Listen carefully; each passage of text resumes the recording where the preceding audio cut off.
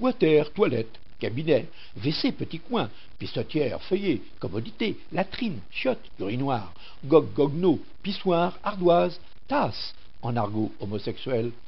Des lieux essentiels, souvent méprisés.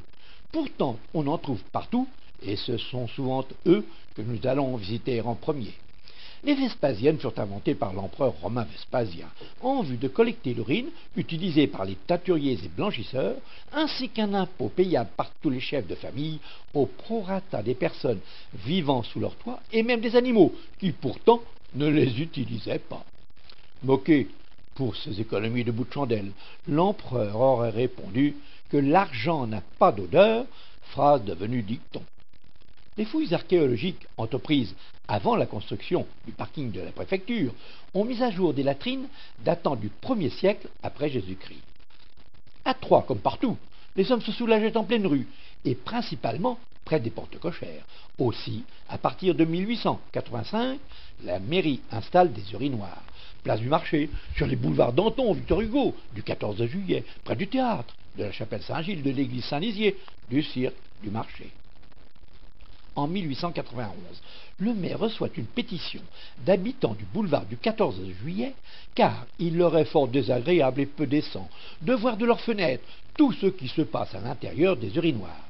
Il demande de les couvrir, de telle sorte que les personnes habitant à côté ne soient pas exposées à cette vue, car placées sur un boulevard servant de champ de manœuvre.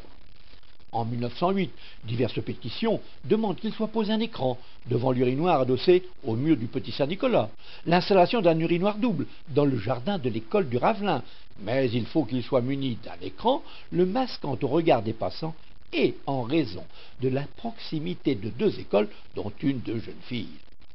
En 1956, c'est l'édification d'un dernier urinoir à 6 cases, place du marché au pain. Les Vespasiennes étant utilisées par les homosexuels comme lieu de rencontre, le maire y fait apposer des affiches rappelant à la décence. Les Vespasiennes les plus proches des casernes disparurent les premières. Il y allait du salut de la France, dirent nos politiques. Puis ce furent celles aux abords des usines, où dirent ces mêmes élus de jeunes apprentis prodiguent des joies coupables aux ouvriers syndiqués. En 1982, un marché, le premier de France, est passé avec la société de Co pour l'installation de 8 sanisettes dont l'accès est payant et le nettoyage automatisé. La ville signe un contrat de 15 ans pour ces installations. En 2007, place du marché, est installée la première sanisette pour handicapés.